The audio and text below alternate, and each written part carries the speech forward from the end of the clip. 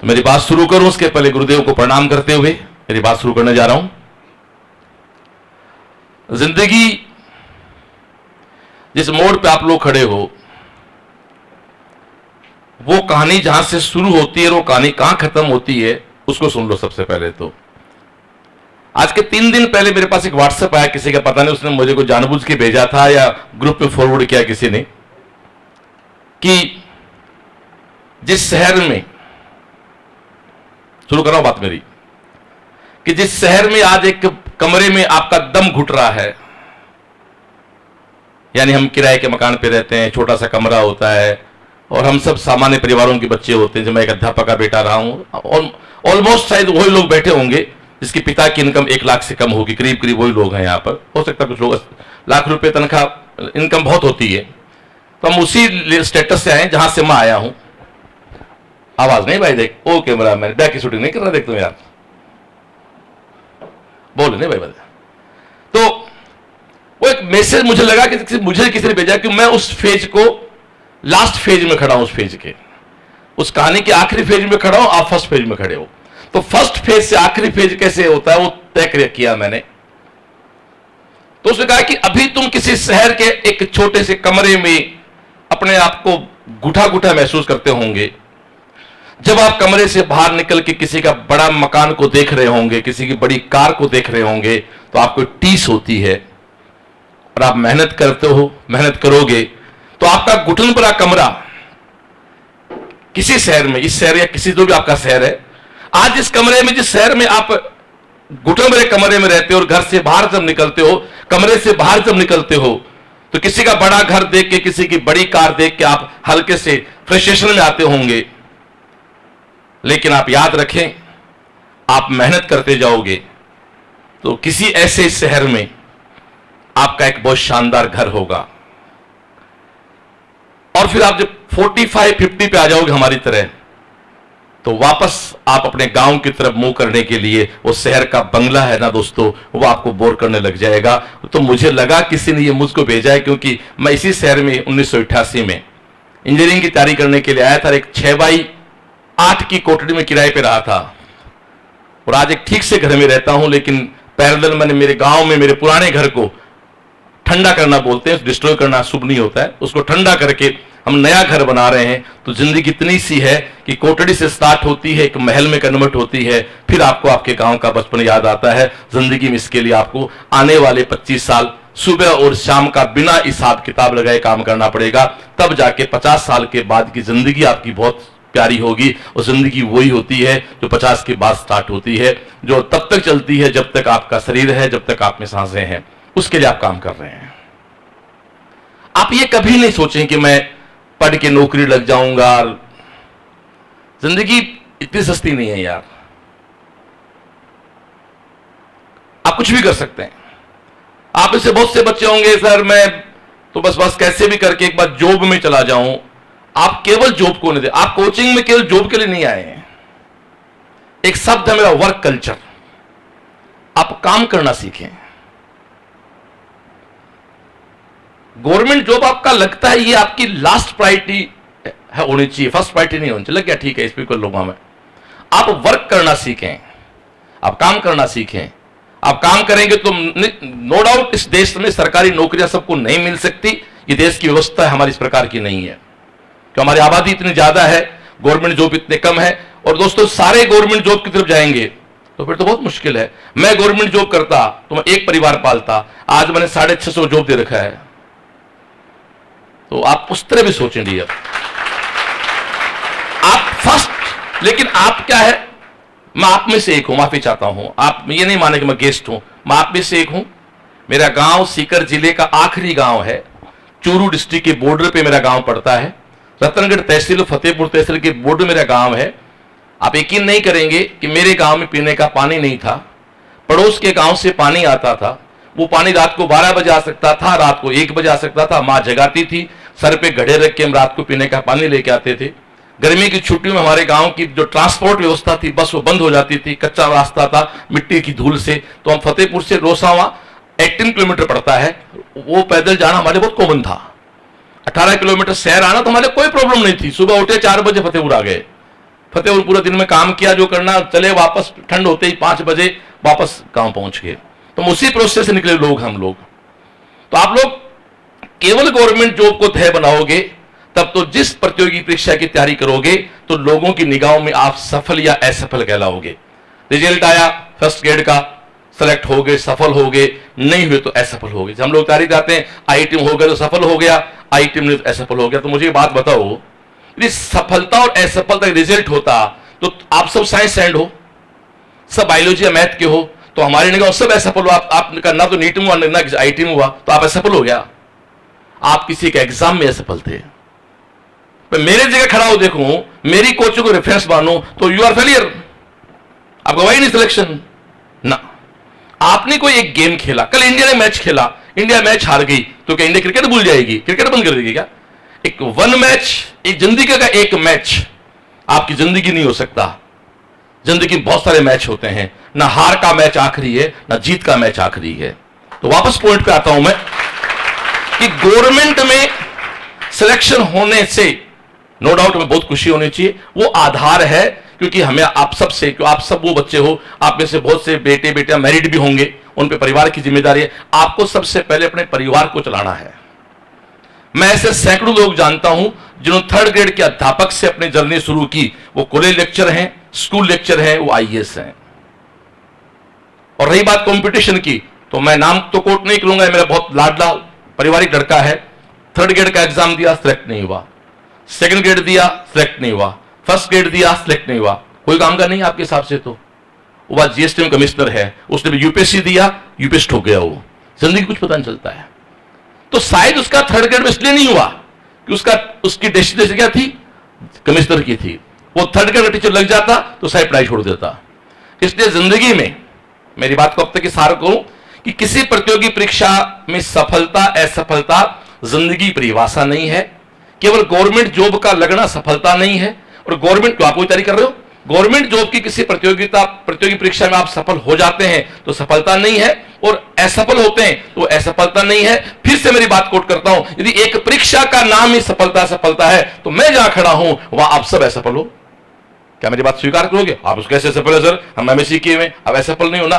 तो यही बात, आज जिस प्रतियोगी की तैयारी कर रहे हो परीक्षाओं की, 5 साल बाद ये भी आप कैसे लगेंगे। आप याद करो 10th 11th में आपको प्रॉब्लम आती थी जिनके कारण आप लोग रात भर सो नहीं पाते थे। दिल पे हाथ रखे पूछो, आज आपको उन बातों में हंसी नहीं आती है क्या? अरे यार ये प्रॉब्लम थी, मैं इनसे रात भर सो नहीं पाता था। आपको आज जो प्रॉब्लम आ रही है 5 साल के बाद नहीं भी हंसी आएगी। जिंदगी में हर 5-10 साल बाद, हर दशक के बाद अपने पुराने दशक की बातों पे आदमी को हंसी आती है। मैं दावा कर सकता हूं, आज आप अपना फोटो देखते हो ना, 99% ये मानते मैं स्मार्ट नहीं लग रहा या स्मार्ट लग रहा हूं। 10 साल बाद आपके हर फोटो पे आपको हंसी आती है, आएगी, क्योंकि हम इस डिकेड को जी के आ गए। हम पिछले 20 साल तक बच्चे थे, लेकिन 30, 40, 50, 3 दशक की एक पूरी जिंदगी अनुभव के लिए खड़ा हूं मैं। इसलिए जिंदगी में जो प्रेजेंट है वो श्रेष्ठ है, जो प्रेजेंट है वो श्रेष्ठ है। और प्रेजेंट ही आप में से बैठे किसी को कलेक्टर बना सकता है, किसी व्याख्याता बना सकता है। पास्ट आपका कुछ नहीं बना सकता, प्रेजेंट सब कुछ कर सकता है। पता नहीं कौन सा आदमी कब अपनी मुट्ठी बंद कर जाए, पता नहीं कब एक द्रौपदी की हंसी महाभारत करा दे, और कब एक धनुष के तोड़ने के कारण या रामायण हो जाए। जिंदगी में पता नहीं चलता है। एक लाइन कब किसी व्यक्ति को जिंदगी में, एक पट्टी भगवान कृष्ण की बांध देती है द्रौपदी, और वो उसकी लाज बचाने के लिए भरी सभा में उसके चीरहरण से बचा लेता है। पता नहीं कौन सी हमारा एक सत्कर्म हमें जिंदगी की हजारों बुराई से बचा सकता है। इसलिए डियर, आप अपने एग्जाम की तैयारी करें। आप सिलेक्ट हो जाते हैं, बहुत अच्छी बात है, मिठाई बांटते हैं, सब करें। सिलेक्ट नहीं होते हैं तो भी आप ये मान के चलो कि शायद ईश्वर ने मेरे लिए कुछ और रखा है। एक फरिश्ता था किसी झोंपड़े में, बंदा नेक बंदा था, संत मान लो, फरिश्ता एक व्यक्ति था, सॉरी, एक फकीर या संत था, कोई झोंपड़े में रहता था, जंगल में रहता था, ईश्वर की आराधना करता था। रात को कोई एक देवदूत आया, कोई फरिश्ता आया, तो उसने कहा भाई तू धरती पे कैसे आया है? तो उसने कहा मेरे पास वो लिस्ट है जिनको भगवान प्यार करता है, या जो भगवान को प्यार करते हैं। एक कोई झोंपड़ा था कि गांव से बाहर, वहां कोई संत व्यक्ति रहते थे। रात को कोई एक देवदूत आए, उनके पास लिस्ट थी। उस व्यक्ति ने पूछा भाई आप धरती पे कैसे आए हो? बोले मेरे पास वो लिस्ट है जो भगवान को प्यार करते हैं। उस लिस्ट देखी, उसमें उसका नाम नहीं था कहीं। उसने कहा यार भगवान को प्यार तो मैं भी करता हूं यार, मैं पूजा पाठ करता हूं, आराधना करता हूं, एक रियल संत हूं, मेरा नाम नहीं है। बंदा निराश नहीं हुआ, उसने ठीक है कोई बात नहीं भाई, हो सकता है अभी मेरी आराधना में, मेरी पूजा में, मेरी इबादत में, मेरी प्रार्थना में कमी रही होगी, मैं उसको कंटिन्यू करूंगा। यहां एक बात मैसेज देना चाहता हूं, यदि किसी प्रतियोगी परीक्षा में सिलेक्ट नहीं होते हैं तो मान के चलना ईश्वर ने आपके लिए बेटर रखा है, आप उस पर अविश्वास नहीं करें। अब ईश्वर का नाम कुछ भी हो सकता है, वो आपके पिता हो सकते हैं, आपके शिक्षक हो सकते हैं, आपके बड़े भाई। ईश्वर का मतलब है जो आपका हर परिस्थिति में भला चाहे, वो ईश्वर है। वो हर व्यक्ति ईश्वर का रूप है जो आपके लिए बंद आंख करके दुआएं मांगता है। वो हर व्यक्ति ईश्वर आपके लिए जो आवश्यकताएं पूरी करता है। आज जो व्यक्ति आपको खर्चा देता है, जिनकी कमाई से आप रोटी खाते हैं, कपड़े पहनते हैं, फीस जमा कराते हैं, वो आपके पास ईश्वरी तो है भाई। तो जब वो फरिश्ते उस बंदे के पास आए, उस लिस्ट में नाम नहीं था, तो उस फकीर संत ने कहा कि कोई बात नहीं है, इसका मतलब अभी मेरी पूजा में कहीं कमी है, मेरी तैयारी में कमी है। उसने अविश्वास नहीं किया, कोई बात नहीं, लगा रहा। कुछ दिनों बाद फिर एक फरिश्ता आया, फिर उस फकीर से मिला, उसी झोंपड़ी में आया। फकीर ने कहा तू कैसे आया है? बोले मेरे पास वो लिस्ट है जिनको खुदा प्यार करता है। वो लिस्ट देखी तो उसका नाम सबसे ऊपर था। बड़ा फर्क है, कुछ खुदा को प्यार करते हैं, कुछ को खुदा प्यार करता है। जिनको खुदा प्यार करता है वो बहुत अलग होते हैं। आप सब अमिताभ बच्चन को जानते हैं, पर अमिताभ बच्चन आपको जाने बड़ी बात हुआ ना। एक व्यक्ति ने कहा कि मेरी मोदी से पर्सनल जानकारी है। प्रधानमंत्री कैसे? पूछो। हाँ बिल्कुल पर्सनल, बिल्कुल बहुत अच्छा लिंक है। भाई फेंक रहा है, तो आधा ही है। कैसे? मैं जानता हूं, वो नहीं जानते मेरे को। तो वो जानकारी नहीं चाहिए। तो यहां तक की बात का सार ये है कि प्रतियोगी परीक्षाओं को मन से करना है। हम तो कोचिंग में कहते हैं दाढ़ी मूंछ आ गई, तो आप उससे भी ऊपर हो। हमारे छोटे बच्चों से बात करते रहे, नालायक को तुम्हारी दाढ़ी मूंछ आ गई, अब तो समझदार बन जाओ। पर आप समझदार हैं। आपके तो परमेश्वर जी, महिपाल जी, रतन जी, आपका तो प्लस पॉइंट है कि आपका तो बच्चा खुद गार्जियन है। भाई 21 साल की उम्र, शायद आप करीब 18-19 सब के, तो आप तो बेटा खुद के मेंटर हो। आपको अलग से तो कुछ कहने की आवश्यकता ही नहीं है। इस उम्र में यदि आप सोचो कि आपको कोई राह दिखाए, तो फिर भाई आप राह पे चलोगे कब? तो प्रतियोगी परीक्षाओं की तैयारी करनी है, अपना श्रेष्ठ करना है, और उसमें सफल हो गए तो कुछ तुरम खाने बन गए, और उसमें असफल हो गए तो जिंदगी का आखिरी मैच नहीं हारे हो। ईश्वर कहीं ना कहीं और आपके ऊपर कोई बड़ी मेहर के साथ बैठा है। एक बात मैं यहां तक पूरी करता हूं, फिर आगे चलते हैं कि आप सफल कैसे हो। सफल होने के लिए एक शब्द होता है जिसको बोलते हैं बेवकूफी, पागलपन। माफी चाहता हूं, एक बहुत अलग बात कहूंगा। अधिक पढ़ा लिखा आदमी, अधिक समझदार, पढ़ा लिखा मतलब अधिक समझदार व्यक्ति जिंदगी में कुछ नहीं कर सकता। पढ़ा लिखा हो सकता है, मेरा शब्द आपको प्रॉपर नहीं लगे, तो सारे पढ़े लिखे होते हैं, सभी आज बीए ग्रेजुएट होते हैं, मुद्दा ही नहीं है, सभी ऐसे होते हैं। वो जमाने गए कि गांव में एक आध 10th पास है, सारे आजकल होते हैं ग्रेजुएट। अधिक समझदार व्यक्ति, मैं एक शब्द काम ले रहा हूं, अधिक समझदार व्यक्ति जिंदगी में कुछ कर ही नहीं सकता, क्योंकि अधिक समझदार आदमी अधिक सोचता है, और अधिक सोचने वाला व्यक्ति कभी डिसीजन नहीं ले सकता, फैसला नहीं कर सकता। और जो व्यक्ति फैसले नहीं कर सकते, वो जिंदगी में एक बहुत अच्छे पार्ट ऑफ सिस्टम बन सकते हैं, वो लीडर ऑफ सिस्टम नहीं बन सकते। आप अपने गांव घर जाके देखें, आपके कईयों के गांव घर में ऐसे दादा या दादी होंगे जो अनपढ़ हैं, बट उनकी गाइडलाइन से उन घरों में भीड़ लग जाती है ऑफिसर्स की।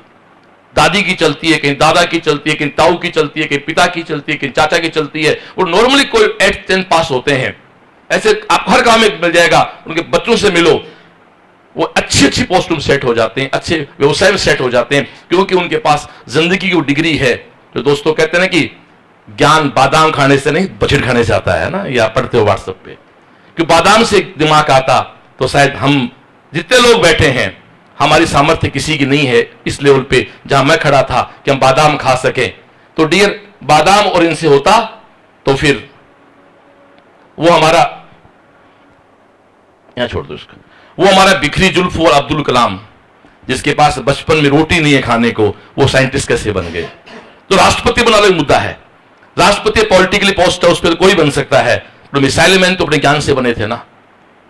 तो डियर, आप अपनी जो भी प्रतियोगी परीक्षाओं की तैयारी कर रहे हैं, बहुत दूर से आप सीकर, चूरू, झुंझुनू, नागौर, जो हमारा शेखावाटी का मूल बेल्ट मानते हैं, उसके बाहर से आप लोग यहाँ आए हैं, तो उसके लिए मैं एक सीकर के वासिंदे के नाते आप सबका बहुत बहुत स्वागत भी करता हूं। और एक बात और भी कहना चाहता हूं, मेरी बात कागज पे नोट कर लेना। शायद हमारे शेखावाटी के कुछ साथी अभी मान रहे हैं कि शेखावाटी शिक्षा में बहुत आगे है, लेकिन आप मेरी नहीं माने, यूपीएससी की लिस्ट निकाले पिछले साल की, राजस्थान का जितना बच्चा सिलेक्ट हुआ है उसमें मैक्सिमम बच्चा नागौर का है। और मेरी बात याद रखना, ये त्रिमूर्ति भी आज के 2-3 यूपीएससी की जब होगी, यूपीएससी 24 या यूपीएससी 25 होगी, तो नागौर और बाड़मेर के लड़के, राजस्थान के जितने लड़के होंगे उनमें से आधे लड़के आपको वहां के मिलेंगे। क्यों? वहां के बच्चों के पल्ले पड़ गया कि खेत में तावड़े में काम करना बढ़िया, किताब पढ़ लो 4, धूप में काम करने अच्छा है कि 4 किताब पर अफसर बन जाओगे। और एक डायलॉग और बड़ा फेमस है, यदि 15 साल से 25 साल की उम्र में आप 10-12 घंटे काम करने की हिम्मत नहीं है, 15 से तो छोटा होता, 15 से पहले, तो 15 से 25 साल की उम्र में यदि आप 12 घंटे बंद कमरे में चलते पंखे के नीचे, 15 से 25 साल की उम्र में बंद कमरे में पंखे के नीचे बिस्तर पे बैठ के, टेबल आपके पास है, पानी की बोतल आपके पास है, एक अच्छा सा रूम आपके पास है, टिफिन का खाना आपके पास तैयार है, तो वो मेहनत आप नहीं कर सकते, तुम लिख के दे सकता हूं, फिर जिंदगी भर मजदूरी करने तैयार हो जाना। क्योंकि खैरात कब तक खाओगे, पिता की रोटी भी कब तक पलोगे, एक दिन परिवार खुद का आपका बनेगा। जहां आपके पिता खड़े हैं, जहां आपकी मम्मी खड़ी है, उस लेवल पे हम भी आएंगे। कभी वो बच्चे थे, उनके आपके दादा ने उनको पाला था, आज वो आपको पाल रहे हैं। आप 22-23 पे हो तो आपके पास 7-8 साल ही हैं, 30 के बाद समाज आपके कंधों पर अपना वजन डाल देगा, जिसकी आपको निभानी पड़ेगी जिम्मेदारी। इसलिए हार्ड वर्क करें। और सबसे बड़ी चीज दुनिया में अनुशासन है। मैं एक ही बात जानता हूं, डिसिप्लिन से बड़ा दुनिया में कुछ भी नहीं है।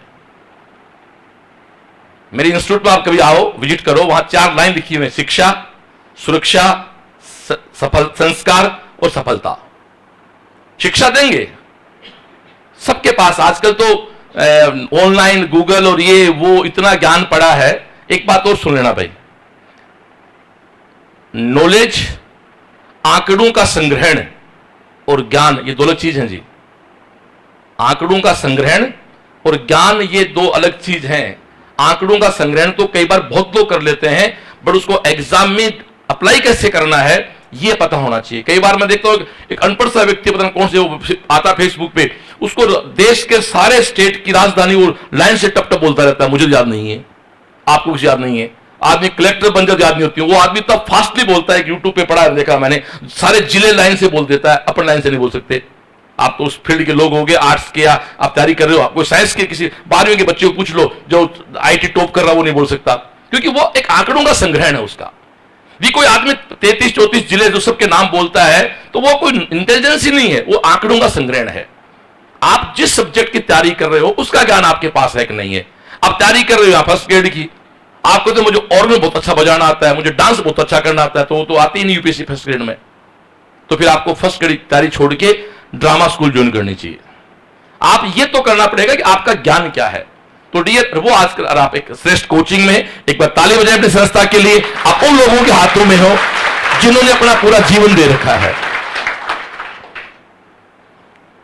अभी इन कोचिंग वाले मक्कड़ जाल में हमारे भी आपके भी है, रिजल्ट्स आते हैं तो ये फोटो वोटो छापना, ये गुड़ गुड़ गुड़ करना ना, सबके दूध करना। अब रिजल्ट आया था पटवारी का ना, मेरे संस्था से 4 लड़के सिलेक्ट हुए पटवारी में। एक तो हमारी पीटीआई है, उनके 3 बच्चे सिलेक्ट हो गए, मेरा स्कूल का प्रिंसिपल सेट हो गए। तो मेरे, आप भी मेरे मित्र हैं, एक पटवारी की 1-2 कोचिंग और चलाते हैं सीकर से बाहर। मैंने कहा कोई फोटो वोटो चाहिए, मेरे पास 4 फोटो हैं, आपको चाहिए तो। उनमें 2 ने कहा कि आप भेज सकते हो। मेरी आप इन लोगों से बात हुई, इन्होंने कहा बहुत पहली बात, इस प्रकार हमारे बैच नहीं है और हम इस प्रकार की बात, मैंने आपको जांच से एक फोन किया था कि मैंने 4 फोटो बहुत होती हैं कि लोग 8-8-9 फोटो छाप के विज्ञापन छाप रहे थे, जबकि 4 तो हमारे घर में लोग पटवारी बन गए। तो ये आपके काम के प्रति आपकी ईमानदारी है। एक अच्छे इंस्टीट्यूट में as a guardian, as a mentor, मैं आपको विश्वास दिला सकता हूं, सबका सिलेक्शन ये तो क्या भगवान भी नहीं करा सकता, लेकिन जितना विश्वास और पैसा आप इनको दोगे उसके बदले उतना काम, उतना वर्क आपको ये देंगे। मैं आपको कमिटमेंट है इन लोगों का खुद के साथ, और इसीलिए मैं इस इंस्टीट्यूट में बार बार आता रहता हूं। तो डियर, आपको शिक्षा लेनी है, एग्जाम ओरिएंटेड रहना, और संस्कार, अनुशासन, ये सब एक ही है। आज की पीढ़ी को इन बातों का थोड़ा सा बहुत, मैं कहूं आप टाइम पे क्लास में आया करो, है ना, आप तो मेच्योर होकर बच्चे लेट होते हैं, क्या हो गया साहब 5 मिनट तो लेट हुए।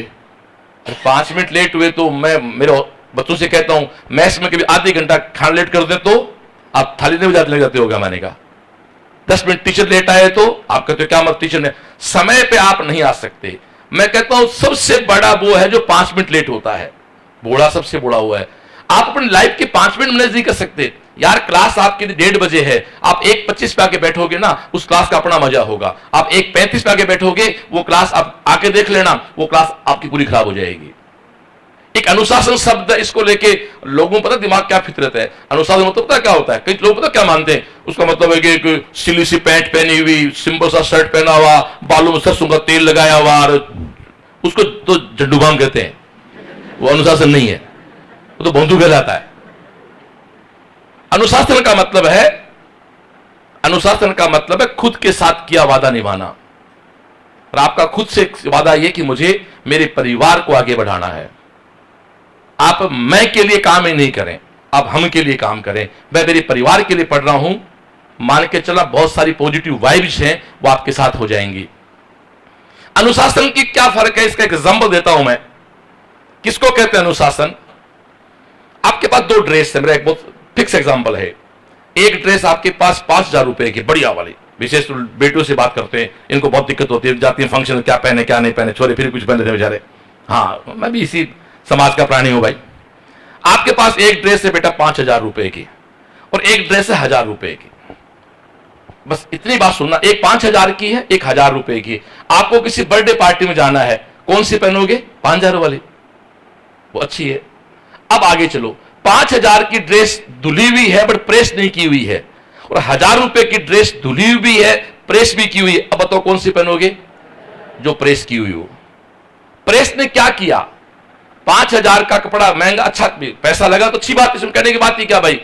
और वो 1,000 की ड्रेस थी, थोड़ी सी लो प्रोफाइल है, बट वो प्रेस की हुई है। प्रेस ने क्या कर दिया? प्रेस ने 1,000 रुपए की, उस प्रेस ने दिग्जैम के कपड़े रेमंड नहीं बना दिया, उसने सिंपल किसी कंपनी को उसने अरमानी नहीं बना दिया। लेकिन प्रेस ने उस कपड़े में जो अनुशासनहीनता थी सलबटों की, साथ है मेरे, उस कपड़े में जो अनुशासनहीनता थी, उस कपड़े में जो अनसिमेट्री थी, उस कपड़े में थोड़ा बहुत आलस था, प्रेस ने उस कपड़े की उन सलवटों को सही करके उसको एक लाइन में कर दिया, उसको डिसिप्लिन कर दिया, और वो आपके लिए यूजफुल हो गया। यही आपकी जिंदगी है। सामान्य आईक्यू का बच्चा भी यदि अनुशासित है तो 1,000 रुपए की ड्रेस की तरह वो 5,000 की ड्रेस यानी टॉपर से आगे निकल जाता है। और यदि टॉपर भी समय के साथ साथ प्राउडी हो जाता है, समय के साथ साथ अव्यवहारिक हो जाता है, तो मैंने देखा है कि वो लोग जब 35 पे आते हैं तो लोगों से बहुत पीछे हो जाते हैं। एक सिंपल एग्जांपल देता हूं डियर, मेरी कॉलेज में था, इंजीनियरिंग कॉलेज में, उसमें पीटी में सिलेक्शन, खैर बहुत बड़ी बात थी, बट सिलेक्शन सबका हो गया। मेरी क्लास में हम जो 100-125 लड़के थे, मैं शायद 50 की रैंक पे मेरी क्लास में था, पर मैंने कोचिंग स्टार्ट की, मैंने मेहनत की 20-25 साल लगातार इधर। तो आज मेरे सभी साथी मुझे बड़े प्राउड से कहते हैं कि हमारा क्लासमेट है। माफी चाहता हूं, तारीफ नहीं कर रहा हूं कि काम क्यों नहीं बता रहा हूं, जो उस समय हमसे टॉपर हुआ करते थे। मैंने एक फैसला लिया, मुझे कोचिंग स्टार्ट करना है, उन्होंने फैसला किया गवर्नमेंट जॉब करना है। आज सभी कहते हैं उस समय तू सही था, पर मुझे पता कि 96 में इस शहर का हर व्यक्ति मुझे पागल कहता था। मेरे परिवार के सब लोग मुझे बेवकूफ कहते थे, मेरे परिवार के लोग कहते थे कि जो तू कर रहा है ये इतनी बेशर्मी का काम है, तू यहां मत कर इसको। जिस काम पे मेरे तालियां बज रही हैं, मुझे मान सम्मान, आप जैसे हाईली क्वालिफाइड लोग और एक बड़ी सी संस्था के बड़े डायरेक्टर मुझे बुला रहे हैं इसी शहर में दोस्तों, क्योंकि दुनिया को शुरू में आप क्या सोचते हो समझ में नहीं आता है। इसलिए मैंने कहा ना, अधिक बुद्धिजीवी आदमी बड़ा काम नहीं। मैं भी उसे बुद्धि लगाता तो शायद कहीं जॉब में होता आज। इसलिए प्लीज सपने बड़े पालो। और एक बात जरूर कहूंगा मैं, राजस्थान की राजधानी जयपुर है, इस लाइन को याद करना हो, चाहे अमेरिका की राजधानी को याद करना हो, रशिया की राजधानी को याद करना हो, बराबर एनर्जी लगती है ना। तो भाई जी आंकड़े याद करने के लिए एक सॉफ्टवेयर जो है उसकी मेमोरी बराबर है।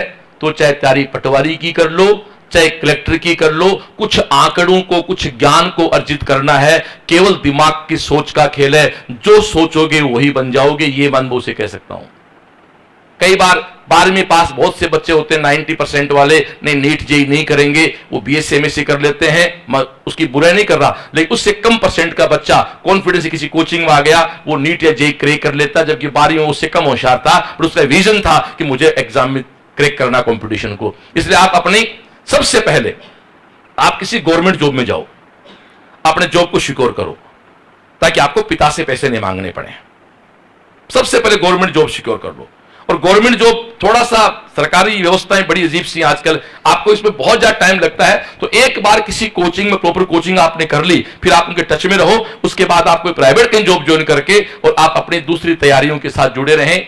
आपको साथ ध्यान होगा, जोगाराम जी सुथार जो आज सेक्रेटरी हैं सरकार में, जेडीए के सेक्रेटरी थे पिछले दिनों जयपुर में, जो बहुत बड़ी पोस्ट होती है, वो बाड़मेर में शायद कहीं ग्राम सेवक या पटवारी की पोस्ट पे अपॉइंट हुए थे, और उन्होंने बाड़मेर के एक झोंपड़े में रह के लोगों की तैयारी की थी। जब ऑनलाइन में नहीं था, जब आपका मैटर यूट्यूब पे भी नहीं था, उन्होंने वहां रह के तैयारी करके वो खुद आईएएस बने। उनके छोटे भाई शंकरलाल जी हैं, वो जीएसटी कमिश्नर बने। दोनों भाई बाड़मेर के एक सामान्य परिवार के दोनों लड़के हैं। आज वो जयपुर में एक बड़ी इज्जत के साथ रहते हैं, मुख्यमंत्री के साथ उनका चेयर लगता है। वो केवल शिक्षा ही है, 4 किताबें।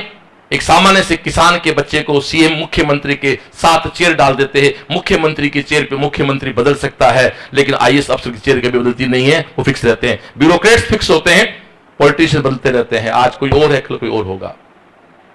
तो आप लोग अपने लाइफ के गोल को डिसाइड करें, और एक बात सुन लेना, एक गांठ बांध लेना, क्या बनना है ये किसी से नहीं पूछना।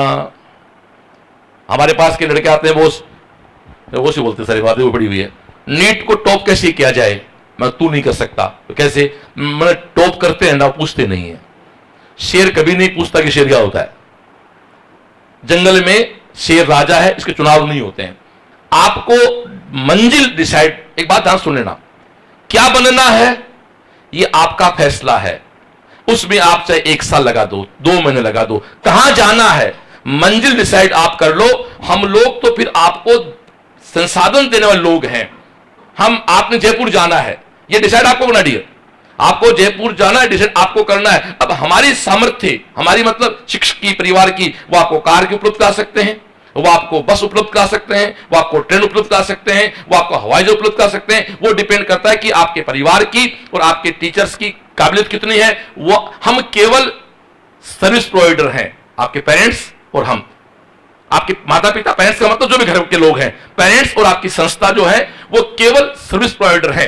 पिता भी उसमें शामिल है कि हर पिता चाहता है मेरा छोरा अफसर बने, पर बनते तो नहीं है ना, क्योंकि वो तो आप ही को झील पैदा करनी पड़ेगी। इसलिए गोल आपको डिसाइड करना है, मंजिल डिसाइड आपको करनी है। हम तो केवल आपको राह दिखा सकते हैं और उस मंजिल पे जाने के लिए संसाधन उपलब्ध करा सकते हैं। इसके अलावा दोस्तों टीचर्स का, पेरेंट्स का कोई रोल नहीं होता है, लेकिन वो बहुत अहम है। मंजिल आपकी डिसाइड हो और प्रॉपर कोचिंग के साथ हो, एक अच्छे परिवार में पैदा हुए। अच्छे परिवार से मतलब पैसे से नहीं है, सोच से है। कई बार मैं देखता हूं कि अच्छे खासे घरों के बच्चे 10th पास नहीं कर पाते हैं, और आप अपने जब गांव जाओ ना, तो अपने दादा के पास बैठना और दावे से कह सकता हूं, पूछना उनको कि दादाजी 30 साल पहले इस गांव में सबसे अमीर लोग थे, वो आज कहां हैं। 90% जो 30 साल पहले अमीर लोग थे, जिनके बच्चे नहीं पढ़े, वो आज गांव में सबसे पीछे हो गए। और 30 साल पहले जो झोपड़ियों में थे या 2 कमरों में रहते थे, जिनके बच्चे पढ़ गए, वो आज गांव में सबसे वीआईपी हैं। आप जाके इसका पता कर लेना। केवल 30 साल में पूरा समाज बदल चुका है दोस्तों इस देश का। आप यकीन कर सकते हैं, जिस शहर में आप यूट्यूब पे जाएंगे, आप मुझे बॉस कहते तो आपको सीएलसी नहीं, आप सीकर बॉस सर्च करना, मेरा वीडियो आएगा। आप गूगल पे जाना, सीकर बोस के नाम पे वीडियो करना, मेरा वीडियो आएगा। मैं कहने बात करता, जिस शहर के नाम से मेरा वीडियो आ रहा है, 1988 में उसी शहर में मुझे कमरा किराए पे नहीं मिला था। मैं 1988 में यार जब तैयारी करने आया था पीटी की, तो मुझे रूम किराया नहीं दिया गया था। फिर मैंने अप्रोच लगाई, मेरे गांव के मित्र थे, उनको ला के उनका हाथा जोड़ी करके एक कोठड़ी किराए पे मिली थी उस शहर में जहां मेरा सफर कोठड़ी शुरू हुआ था। वो आज आपके सामने एक सीएलसी रूपी पहचान है, शहर की पहचान है। माफी चाहता हूं, मेरी तारीफ नहीं कर रहा हूं, मैं तो कहता हूं मैं आप में से एक हूं। मैं तो श्रवण को ढूंढता हूं, आपका प्लस पॉइंट और है। हम जब पढ़ते थे आपकी उम्र में, तो सामने ऐसा श्रवण नहीं होता था। आपके पास प्लस पॉइंट है, ये तो है ही है, हम जैसे भी आपके साथ खड़े हैं। इसलिए डियर, बड़े विजन बनाओ, बड़े सपने पालो, और एक मेरी व्यक्तिगत राय है, आस्तिक बने रहो। हो सकता है कुछ लोग विरोध करें मेरी, जिस धर्म में आप पैदा हुए हो उस धर्म के प्रति आपकी फेथ, यानी पूजा पाठ ही नहीं हूं मैं, लेकिन 15 मिनट जमीन पे बैठ के यदि आप ईश्वर को याद करते हो, नमाज पढ़ते हो, पूजा करते हो, बुराई भी क्या है। इसका एक डायलॉग है मेरा, हवाई जहाज कितना भी अच्छा क्यों ना हो, कितना ही सुपरसोनिक क्यों ना हो, किसी भी एयरलाइन का हवाई जहाज क्यों ना हो, उसका उड़ान भरने के लिए तो हवाई पट्टी पे दौड़ना ही पड़ेगा। हमारा पूजा का स्थल हमारे माँ बाप के कदमों की पैरों की जगह जो है वो हवाई पट्टी है, जहां से उड़ान भरते हैं। मैं आज भी सुबह मेरे घर से निकलता हूं, सिस्टम पूजा करके मेरे माँ और पिता दोनों को प्रणाम करके जाता हूं, और मैं ये मानता हूं कि मैं बहुत बड़ा एक कवच लेके इंस्टीट्यूट आया हूं। दोस्तों, बहुत आराम की जिंदगी जीते हैं, लगता है कि ये कवच है जो सुरक्षा कर रहा हमारी। ये आप भी महसूस करना, आप करके देखना इसको। घर से बाहर रहते हो, आप सुबह उठते इनको प्रणाम करें।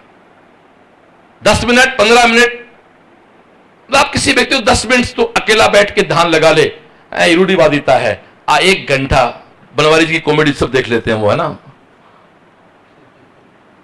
वो आराम से टाइम वेस्ट हो जाता है। हमारे यहाँ मित्र हैं बनवारी जी, बड़े फेमस आजकल, वो खूब वो कहते हैं, भाई साहब बनवारी जी देख लो स्थिति, लोग कहते हैं 15-10 साल पहले वो खुद कहते हैं कि सामान्य से जॉब करते थे, उन्होंने अपने काम को इतना मन से किया कि आज वो एक सेलिब्रिटी है। मैं कि मेरी भी 6 बार लेके आए सीएलसी उनको। तो डियर, आप अपने जीवन में समय का सदुपयोग करें, बड़े सपने पालें, और बाकी तो आप समझदार हैं। मैं आपको क्या कहूं, कैसे पढ़ें, क्या पढ़ें, इतना ही कह सकता हूं कि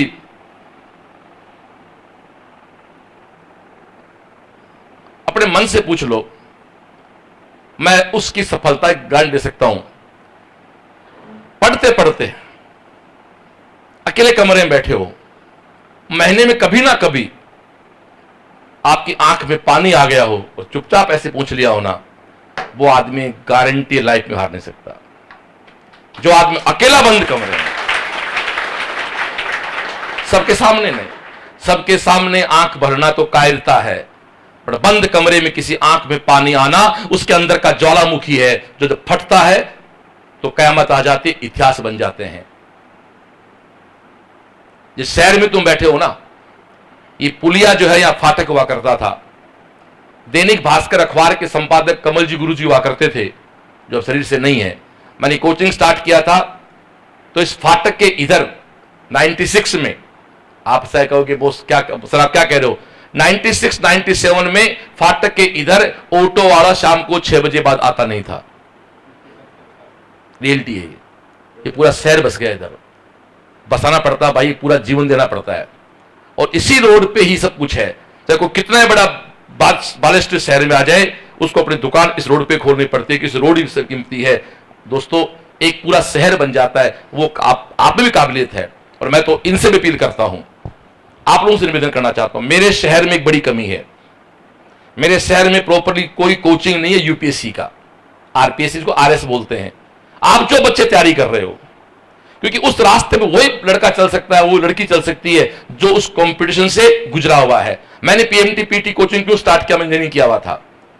दोस्तों, इस शहर को बहुत जरूरत है। आप मेरे शहर पे एक एहसान कर सकते हैं, आप अच्छी तैयारी करके कंपटीशन की, अच्छे जॉब को लेके, उसको विड्रॉ करके, उसको एक्सटेंड करके इस शहर में, मैं तो आपसे कई बार कहता हूं, लाइव में आपको मंडाता है, ये मेरे बिल्कुल बेटे भाई जैसे हैं, कि इस शहर में आप यूपीएससी का एक सेंटर बने तो मेरा शहर बहुत आगे जाएगा। अरे मैं बहुत गहरी बात कह रहा हूं, आप फिर सुन ले तीनों आदमी, दिल्ली से लोग उब चुके हैं। हकीकत ये है, दिल्ली में जो लड़के तैयारी करते हैं यूपीएससी की, वो वहां के परेशान है पोल्यूशन से। वो कहते हैं कि यदि छोटे कस्बों में इस तरह की संस्थाएं डेवलप हो जाएं, पर उसके लिए एक पागल श्रवण चाहिए जो पूरी जवानी खपा दे, अपने पूरा जीवन खपा दे।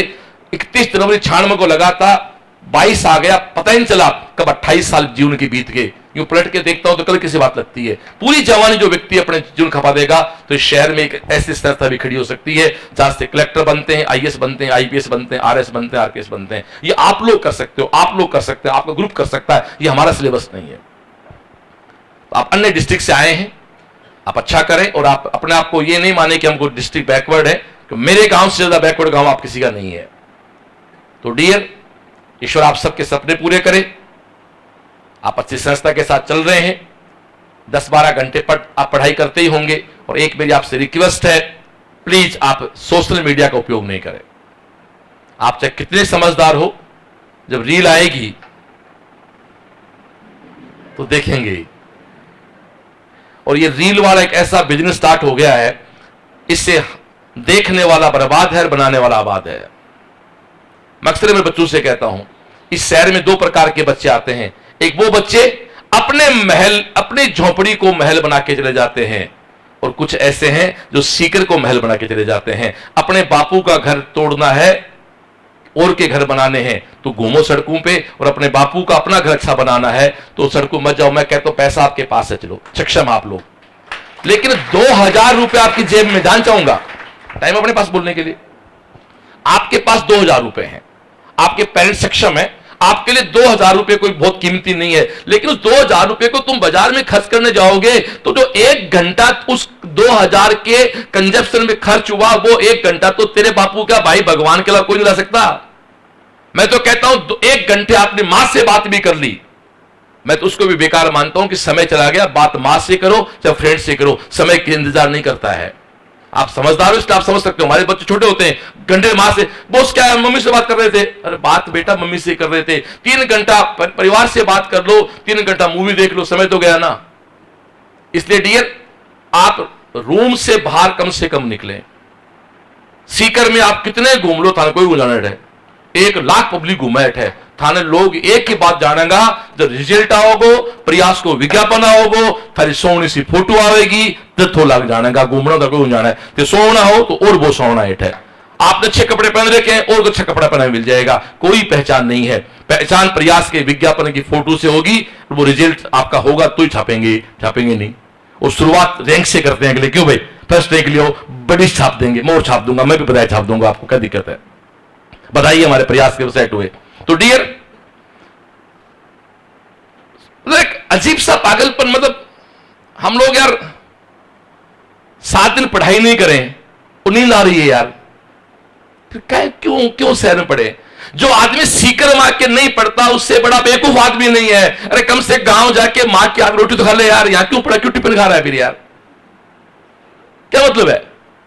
मतलब सीकर पढ़ा है, कोचिंग के पैसे खर्च कर रहा है, पढ़ाई नहीं कर रहा है, ये फेसबुक ही चलानी है तो खेत में चला जाके इसको तो रोटी तो ढंग से मिल जाएगी, दूध दे तो मिल जाएगा, यहां क्या क्या मतलब है, यूरिया दूध पी रहा बैठा बैठा यहां पर, मतलब क्या क्या मतलब है। तो सोशल मीडिया काम नहीं ले। और एक निवेदन करना चाहूंगा, मुझे नहीं पता मैं जो बोल रहा हूं वो क्या बोल रहा हूं, आपका कोचिंग किस काम करता प्लेटफॉर्म पे, ये ऑनलाइन की बीमारी अब आप फॉलो नहीं करें। हो सकता है आपके नुकसान की बात भी बोल गया हूं मैं बेटा, क्यों मेरा भी चल रहा है ऑनलाइन, मेरे भी ऑनलाइन चल रहा है, मेरा खुद का प्लेटफॉर्म ऑनलाइन प्लेटफॉर्म है। ऑफलाइन का आनंद ऑफलाइन में ही है। मैं दिल्ली गया, मेरा दिल्ली टेस्ट सेंटर है, तो एक दिल्ली की गुड़िया ने स्पीच दिया है, उसको आप जाके मैं कभी अपलोड करूंगा। उसने कहा सर लास्ट ईयर मैं ऑनलाइन पढ़ी, तो एक टॉपिक होता है एनएलएम, फिजिक्स में NLM, Newton laws of motion, तो उससे वो बहुत टफ था। तो मैंने क्या किया, मैंने 4 अलग अलग लेक्चर्स के वीडियो देख लिए एनएलएम के। तो हकीकत यह कि जो मुझे आ रहा था ना वो भूल गई मैं। देखो डियर, जो लोग ऑनलाइन के प्लेटफॉर्म पे मैं माफी चाहता हूं, मैं खुद इस इंडस्ट्री का आदमी हूं, मेरी किसी से बुराई नहीं कर रहा हूं। ऑफलाइन पढ़ें और एक टीचर को पढ़ें, एक किताब को फॉलो करें। साइंस के लोग हो, एक किताब आती है एस सी वर्मा, नाम सुना होगा, मैंने जब तैयारी की तभी वही पढ़ी एस सी वर्मा, मेरे बेटे ने तैयारी की तो पढ़ी एस सी वर्मा, मेरे पोते पढ़ेंगे तो एस सी वर्मा। चलो मुझे बताओ, कई लोग क्या कहते हैं दुनिया चेंज हो गई, तेरा खड़े हो बता, गुलाम के नियम में क्या चेंज हो गया, आर्ट्स में चेंज हो गया होगा कुछ, जीके चेंज हो गया, मुझे बताओ गुलाम के नियम में क्या चेंज हो गया, एनएलएम में क्या चेंज हो गया, डायमेंशन में क्या चेंज हो गया, आवर्त में क्या चेंज हो गया। लास्ट में 2-4 तत्व और जुड़ गए होंगे, बाकी तो वही स्कीम टाई वाली क्यों मानी, फिर कोई निकला कॉपर जिंक। भाई चेंज नहीं हुआ है। आप लोग ऑनलाइन पढ़ें तो फिर मैं अगली कड़वी बात कहता हूं, आप किसी एक को फॉलो करें ऑनलाइन, एक सिस्टम को। ऑफलाइन करो ऑनलाइन करो, एक सादे सब सदे सब सादे सब जात, एक चीज को फॉलो करो। आपने क्लास ली परमेश्वर जी की, अभी घर जाके आप ऑनलाइन पढ़ लिया, तो पहली कड़वी बात है कि आपको इन पर ट्रस्ट नहीं है, इन्होंने पढ़ाया, विश्वास नहीं है। और दोस्तों, डॉक्टर और टीचर एक ऐसा पेशा है, विश्वास के बिना कोई असर नहीं होता। अपने घर में बूढ़े माता पिता होते हैं, कई बार डॉक्टर दिखाते हैं, मेरी मां के साथ होता है, डॉक्टर हिंदी में बात करते हैं मेरी मां से, वो आते कहते बेकार है बाप का कोई काम, कौन डॉक्टर हो। तो डॉक्टर को तो बढ़िया है, डॉक्टर पा जाओ और बाकियां होते ठीक हो, गांव का दाया, वो मां को कुछ भी दवाई दे दे मेरी मां ठीक हो जाती है, क्योंकि मां को डॉक्टर ठीक है। ये मेरे घर में होता है। एक बार मैं ले गया था डॉक्टर के पास, जो हिंदी में बात में तो कटे ले गए फालतू पिसा कर अपने हिसाब से, वो 85 की एज में। फिर मैं मेरे दोस्त तुम्हारी बोलना इसके पास यार, और पहले गांव की बात करना, गांव से कब यार, अच्छा मेरी बात से तू सीएलसी की बात मत करना, तू गांव की बात करना, कोई मतलब सीएलसी को, इसका इतना पता है छोरा ठीक काम करता है, छोरा सेट, इतना पता है मतलब नहीं। गांव की बात करना, गांव बाजरों को तो ताई मोट करता आया, मूंग करता आया, और सच बताओ मेरी बात 2 गुल ठीक हो जाती है। यह हकीकत है, क्योंकि वो विश्वास है, ओ डॉक्टर, ओ ठीक है भाई, ओ छोरो डॉक्टर, ओ ठीक है। तो टीचर्स के साथ वैसा ही है। मैं मेरी बात को पूरा करता हूं, मैं इस इंडस्ट्री का व्यक्ति हूं, मैं किसी ऑनलाइन बुराई नहीं कर रहा हूं, बट आप एक सिस्टम फॉलो करें और मुझे बता दो कि गुलाम के नियम को आप 4 जगह पढ़ के सुनना ध्यान से रहे। 4 टॉपिक के लिए अलग अलग किताब पढ़ सकते हो, एक टॉपिक की 4 किताब की मत पढ़ना। फिर बोल रहा हूं मैं, 4 अलग अलग टॉपिक की अलग किताब पढ़ सकते हो। हीट की किताब अलग पढ़ सकते हो, वेव की किताब अलग पढ़ सकते हो, इलेक्ट्रो किताब अलग पढ़ सकते हो, रे ऑप्टिक्स अलग पढ़ सकते हो, वे ऑप्टिक्स अलग पढ़ सकते हो। लेकिन आप इलेक्ट्रोस्टेट की एक ही टॉपिक के लिए 4 किताब, 4 वीडियो, 4 बैठ जाओगे तो बता क्या होगे, बताओ क्या हो जाओगे। सुनो, होली पे हम होली खेलते हैं ना, तो रंग खेलने से पहले अपन गुलाल लेते हैं, एक थाली में लाल गुलाब और एक में हरी गुलाल और एक में पीली गुलाब होती है ना, कितनी सुंदर होती है वो, देखा हुआ, हरी लाल पीली अलग अलग थालियां होती है ना, इतनी सुंदर लगती है वो। फिर अपन शुरू होते हैं, 2 घंटे होली खेलते हैं, और 2 घंटे होली खेलने के बाद आपके आंगन में एक काली मिट्टी बन जाते हैं। कहां गया हरा, कहां गया नीला, कहां गया पीला। तो जिंदगी में आपका वजूद, एक बहुत गहरी बात कह रहा हूं, होली खेलने से पहले हरी पीली नीली का वजूद था, और उसने दूसरे के साथ दोस्ती करने की कोशिश की तो अपना वजूद खो देगी और केवल काली मिट्टी बन जाएगा। इसलिए एक व्यक्ति पर विश्वास रखो तो आपका रंग होगा, आपकी खुशबू होगी, आपका कलर होगा। मिक्स करोगे तो 2 घंटे बाद यानी 12-6 महीने बाद उस आंगन की मिट्टी तरह बन जाओगे और ठक ठका के अपने घर निकल जाओगे। फिर गांव के ग्वाड़ में ताश खेलोगे, ज्ञान दोगे, बेरोजगारी बहुत है, पढ़ाई में कोई फायदा नहीं है। खुद का फैसला, सजेशन, राह टीचर्स की, फ्रेंड्स की। एक बात और कहना चाहूंगा, यदि आप तैयारी कर रहे हैं फर्स्ट ग्रेड की, तो आप किसी एक ऐसे बंदे से जरूर मिलो जिसने फर्स्ट ग्रेड को लेटेस्ट क्रैक किया है। लेटेस्ट, पुराना नहीं, 10 साल पहले पता नहीं क्या था। जिस बंदे ने लेटेस्ट क्रैक किया इस एग्जाम को, वो आप सर आप लाते भी होंगे, आप हम जैसे वक्ताओं की बजाय आप प्रोफेसर उनको ज्यादा बुलाया करो जो लेटेस्ट, क्योंकि वो उसने जिंदगी अभी जी है। जैसे आज एक लड़का सिलेक्ट होता है मेडिकल में, अब एक आप 20 साल पुराना मेडिकल सिलेक्ट, उसको पता है उसमें क्या होता था, पूरा सीन चेंज हो गया भाई। आज के 10 साल पहले केमिस्ट्री कुछ होती ही नहीं थी, आज इतनी केमिस्ट्री है नीट के अंदर।